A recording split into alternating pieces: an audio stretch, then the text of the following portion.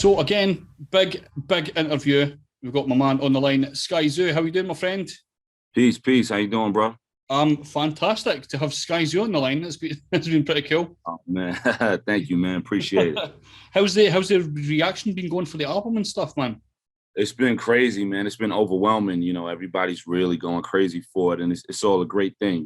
People are really, really, really going nuts, and everywhere I look, Yeah, online, Twitter, Instagram, whatever, in the street, walking down the street, everywhere. It's just, yo, man, that thing you just dropped is it. It's beautiful, man. It's the best thing out this year. It's the best thing I heard so far, and Mhm. it's a good thing, man. It's a beautiful time. I've seen a few great comments like again like that, just saying it's like probably one of the best releases of the year. That's got to be great hearing that. Yeah, for sure, for sure, for sure. Definitely. You put the work in, and you want people to see themselves in it and connect to it. So when those things are being said, that's what that means. Mhm. That's it. And you've always been pretty consistent as well. Like it's never been really much of an issue for you, I feel. No, I don't believe in that. I don't believe in, going up and down and no, no, Mhm. no. We keep it consistent the whole way as far as the levels of the music that I make. Yeah.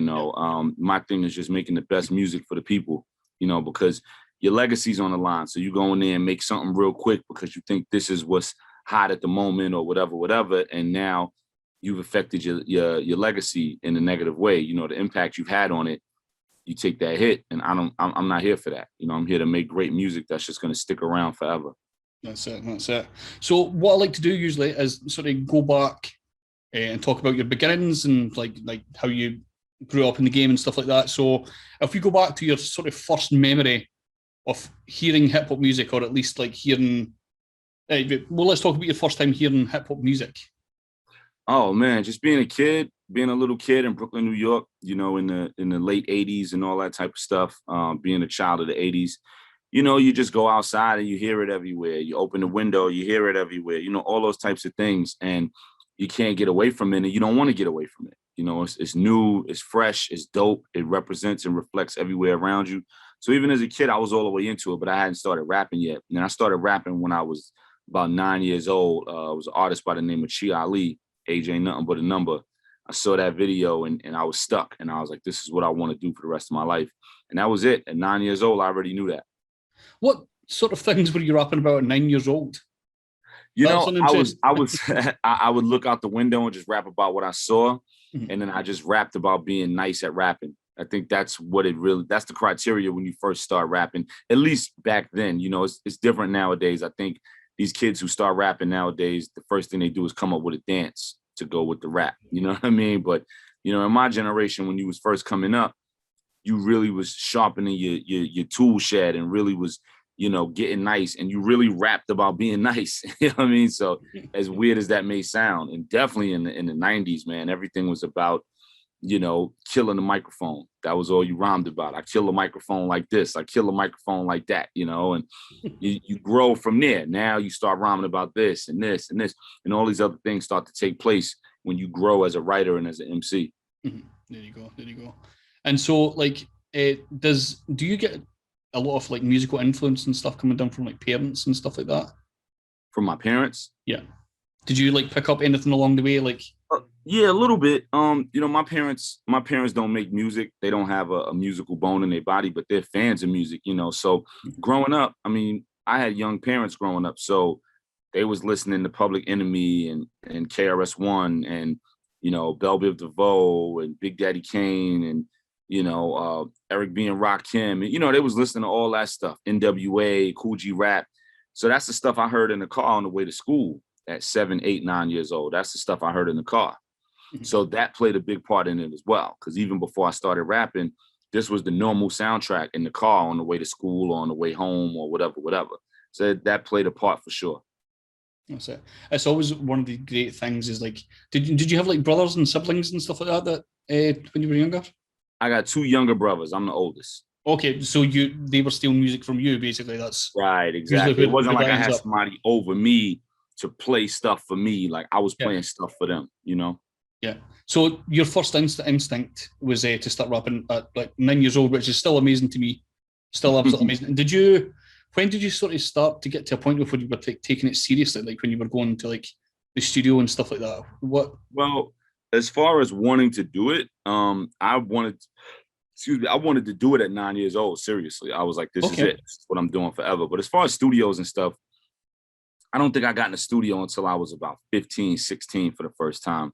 And it was only one time. You know, back then, studio access was really hard to get.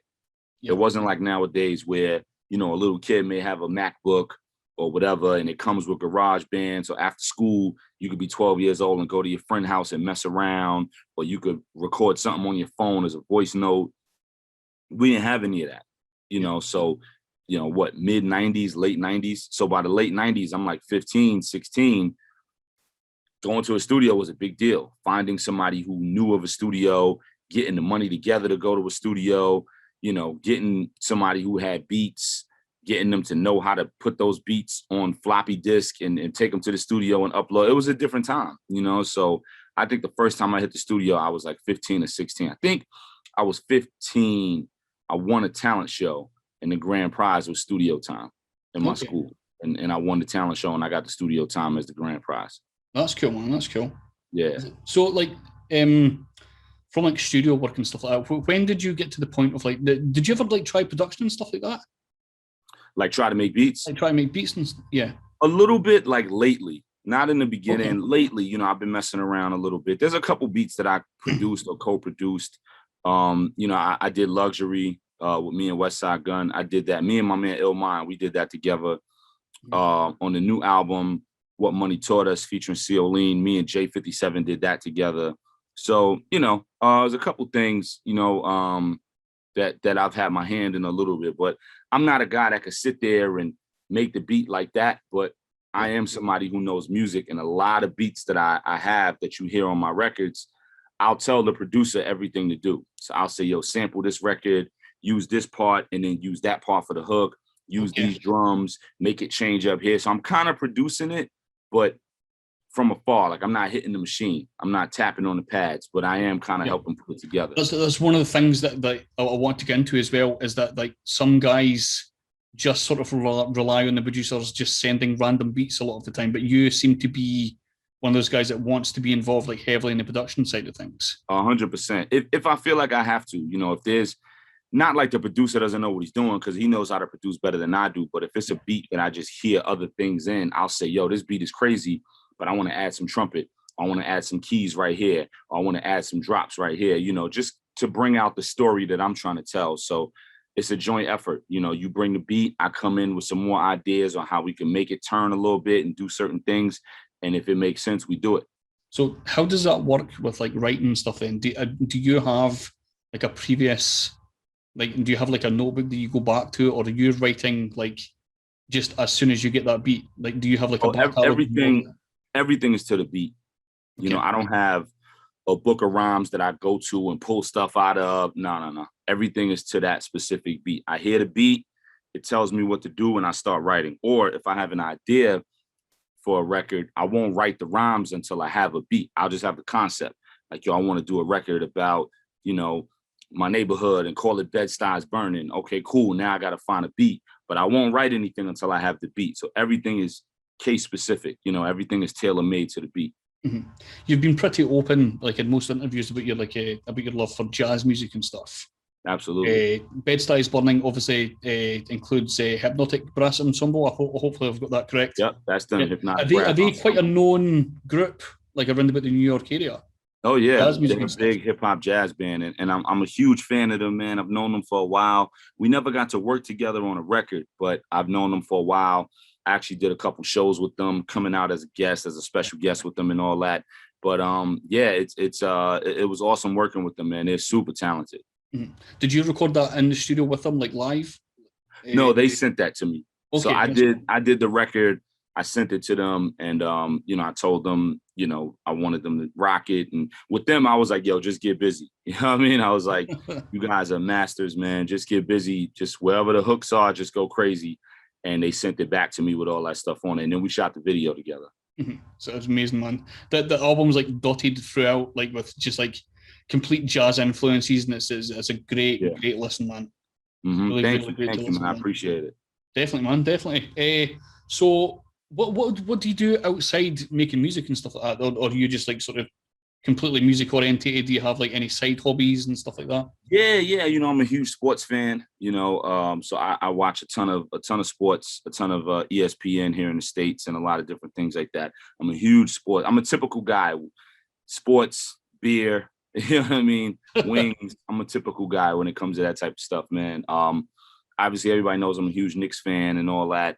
I'm also a big movie buff, and I read a lot. I'm into books, and I'm into jazz vinyl. I'm really, really like jazz vinyl is my hobby. It's kind of a passion, everything. I'm into all of that. And I'm a father, man. So that takes up everything. You know what I mean? Yeah. That takes up everything. And then everything else is after that. You know what I mean? Have you noticed it? Have you noticed the kid taking a shining to rapping? Do you think they might? Not my son isn't trying to rap or anything. He's only 3, but he is all about instrumentation. So like I have a full-size adult trumpet in the house that somebody I did a show with in the band gave me years ago. And he walks around with the trumpet, and the trumpet is bigger than him. And he walks around the house with the trumpet. He grabs it, pulls it out the case, assembles it with the mouthpiece, plays on the valves. He tries to blow into it, then he'll make you blow into it and make me blow into it. And he loves the trumpet. So I already see it. And his name is Miles. I named him after Miles Davis.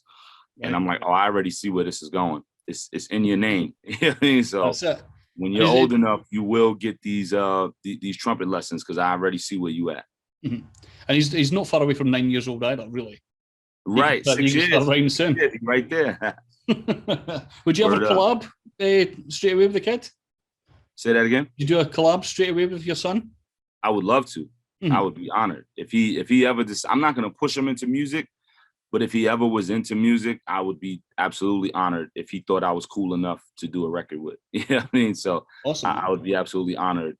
Let's say 20 years from now, if that's his calling, Yeah, there you go. What about, I want to talk a little bit about like the current situation. What's it like? Like, have you been able to get back out and do any shows, or is it still completely locked down in New York? Like, what's it like? Man, I had my first show last week for the album release, and we had a limited number of guests. Had the first show, and it was dope, man. For the amount of people we were allowed to have. All the tickets sold out. It was great. I've got I've got 3 more shows in the next 2 weeks. So it's starting up, here in the States, at least. I don't know about in Europe and everything yet and overseas, but here in the States, it is starting up again. Yeah. And everybody's like extra hyped as well to get back fucking out there. Oh yeah. People are ready to go out and hear some live music, man, and get in touch again. It's been so long. My last show before the one a few days ago, my last show was December 2019. So a year and a half, you know what I mean? So people are ready. People are like, yo, we got to go hear some music and drink a beer and enjoy the night. And it's time, hopefully, as long as everyone's staying safe. That's job one, just keeping everybody safe. Mm-hmm. And have you enjoyed the advertising side of things, like doing Zoom calls like this constantly? Or?